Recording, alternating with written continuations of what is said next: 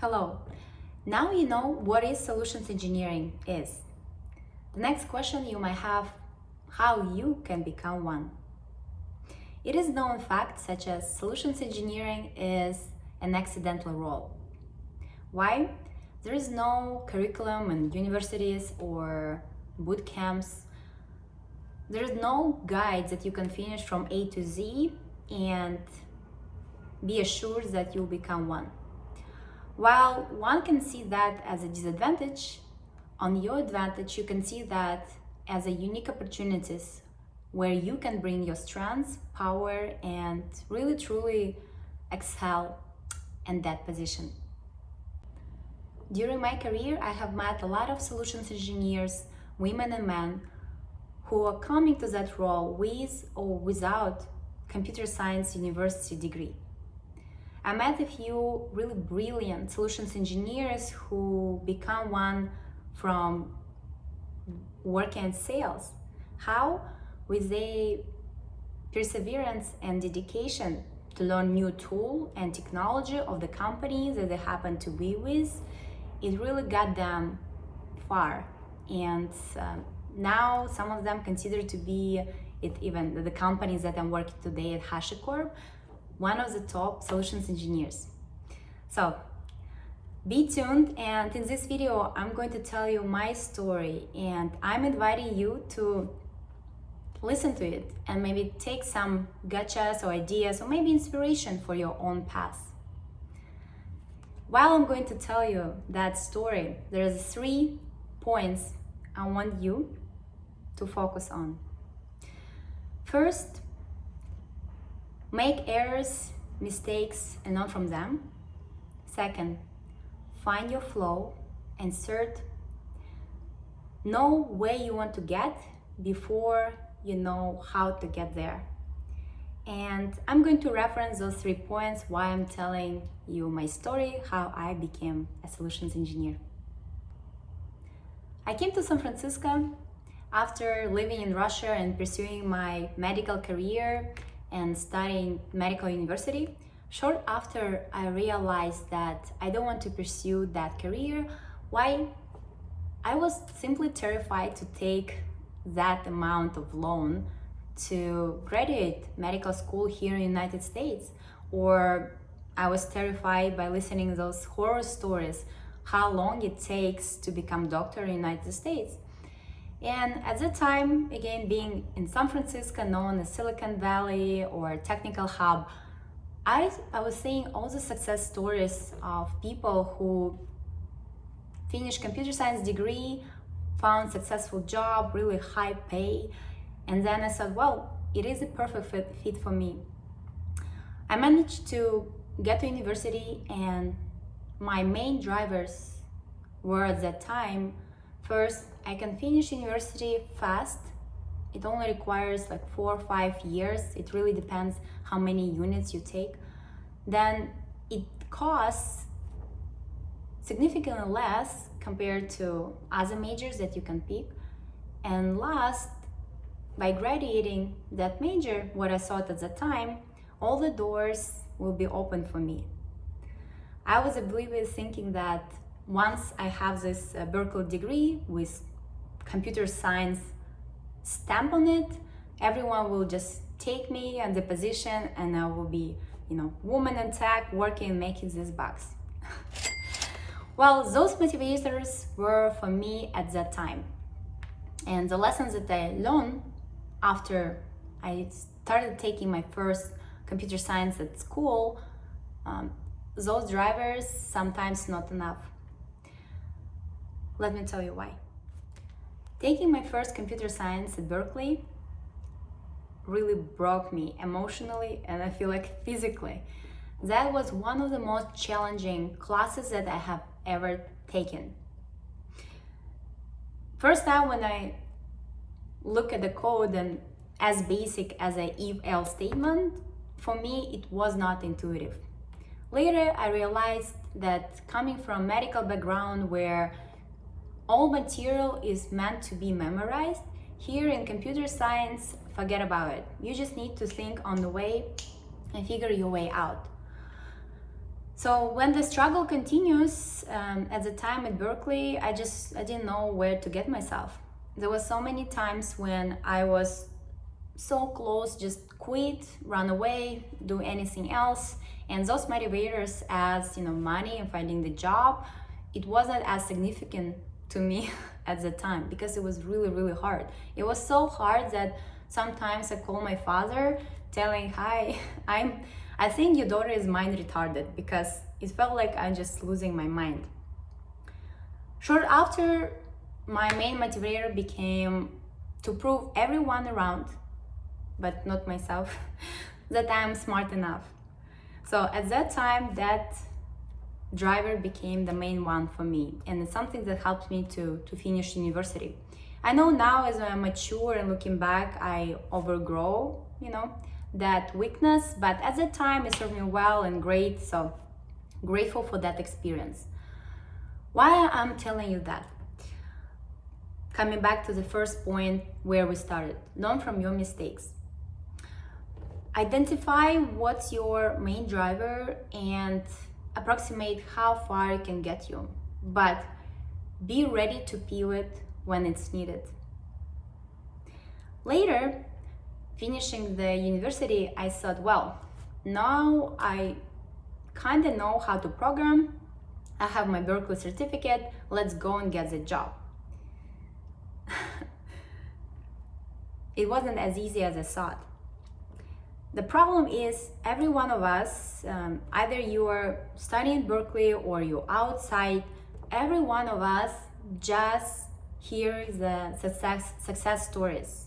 Someone get the Google, Facebook, and you wonder, wow, I should be able to do that too. But then when I start going through the countless amount of interviews, I just keep seeing rejection.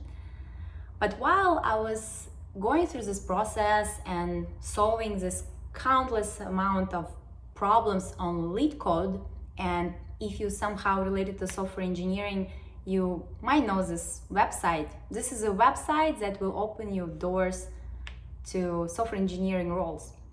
While I was going through that process of my career, I wonder, well, is it really what I want to pursue? Will that role as a software engineer will bring me satisfaction and thrive? At that time, it's not difficulty that was pulling me back, but rather my own struggle to believe that I can become one software engineer. And even more to that, I didn't just feel that I want to become one. So there is two parts. A lot of time when you start any subject that you're pursuing, first you need to believe that you can do that, and then pursue that. While you're pursuing it, feel how your psyche respond to that. So for me, while I figure out that, okay, I'll give myself chance to become the software engineer, later I observed that I had so many internal struggles just envisioning myself doing this type of job day to day. And again, at the end, learn from your mistakes. Just money, job won't bring you happiness. Doesn't matter how much you'll get, 100K, 200K, 500K. If you're doing job, and usually we spend majority of our lives doing our job, if you feel internally broken and satisfied, well, it can bring a lot of problem down the line. So when you choose your career, choose wisely, because it will serve you either great or not as well. I know it is a long story, but it gets only more interesting. Then after I find out that it's not what I want to do, and at that time I also didn't know what is solution engineering. I didn't know what my alternatives are, but I truly realized that I don't want to do what I don't like to do. And at that time, I just quit all this interview cycle. I decided to go and do bartending job. Why? Because I find joy. It's not much dedication is needed from one, and I just put my life on pause to find out, to wait the time when something more suitable will come my way. At the time, I also went through MITT, Mastery in Transformation training, where I learned a lot of tools to practice in my life. It is meditation, how to accept myself, how to thrive in life, and those techniques I'm still using for today in my career and in personal life. Those tools are something that give me the push back and find my flow. While there are a lot of tools that exist out there in the world, and those tools again can be meditation or just asking yourself questions why, or just closing your eyes and try to imagine what you want to feel and how you want to feel. One of the exercises that I have done during this time, I close my eyes and I allow myself to see my future, where I want to get. And at that time, the only image that I could see is that me boarding on the plane, travel from one point to another, me wearing some business attire and presenting on the conference rooms, having some whiteboard when I was drawing charts. I'm projecting my voice, I'm teaching people. So that image that I was seeing, just on a second, at the time when I was imagining this picture, I was barely able to talk. Obviously, I could communicate myself, but I was terrified to speak in front of people, in front of room, especially technical related subjects. When I opened my eyes, I said, well, I'm not sure if it's me or I can do that. But that image gets so deeply in my mind that I just could not let it go. And at some time I believe, well, if it came to my mind, maybe it is possible. And then next step, I don't know, maybe it's miracle, whatever you call, I get a call from Oracle and they reached me out, they found my profile on LinkedIn saying, hey, like your background fits what we need. How about you come and go through interview with us on position as called solutions engineering. I heard them and I couldn't believe. At that time, for me, Oracle was, the top of my dream to work for. And I closed the phone. I started Googling what is solutions engineering. I found a couple open positions, and I realized that is the role that I saw in my vision one day. So I want you to come to the second point as where we started, finding your flow. If you notice that you keep bouncing the door of the things that you want to pursue and you're really giving yourself 100% and the door's not opening, ask yourself, is that really what you want to do? If the answer comes yes, absolutely go pursue and go for it. If you realize that it's not truly what you want, then maybe it's the time to change your direction, find your flow. And at that time, my flow was just stop, put everything on pause, and let this solution come to me. And the solution came to me as this magical call. And third point where we started our video is know where you want to get before you find out how to get there. Before getting to the interview, and that role was at Oracle at the cloud team. At that time, I didn't know what is solution engineering, what cloud is, and to be honest, till today, everything what I learned at Berkeley, even studying and taking some of the computer science classes, I have not used any of this knowledge.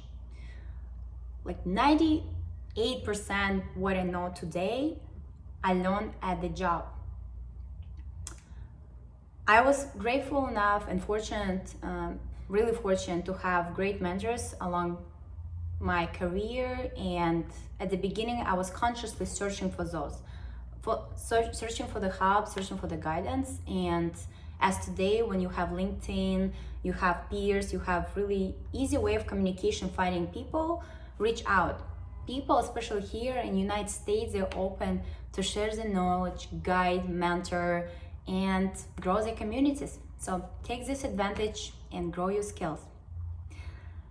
Lastly, I took my best chances to find any information online to learn about cloud, what is SaaS, PaaS, IaaS.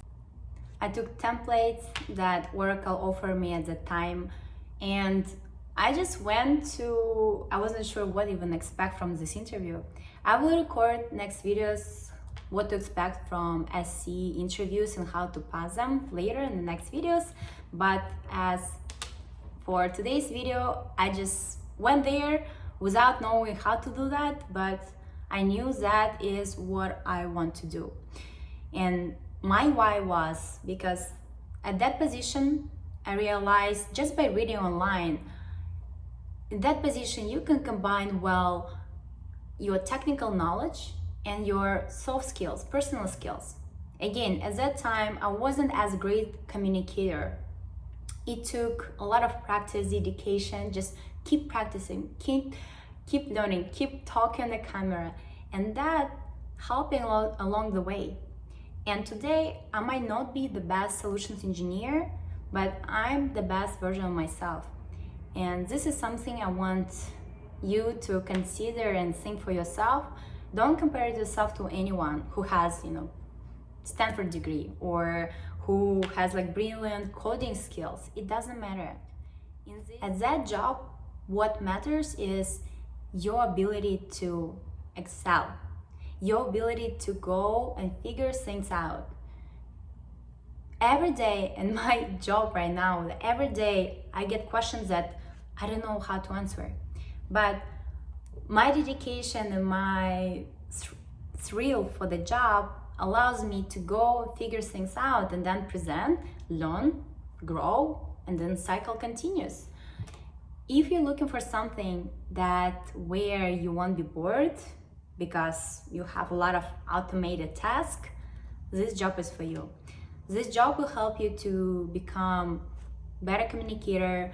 It will help you to excel your personal relationships. Why? Because at that job, you will be able to practice so many times to listen to your other party who you're presenting to or who you're asking questions.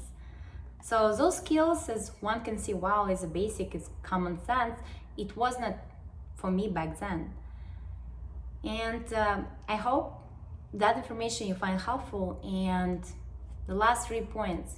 First, make mistakes, errors, and learn from them. Find your flow. And third, know where you're getting before you know how. And I'm going to talk to you soon. Enjoy your day.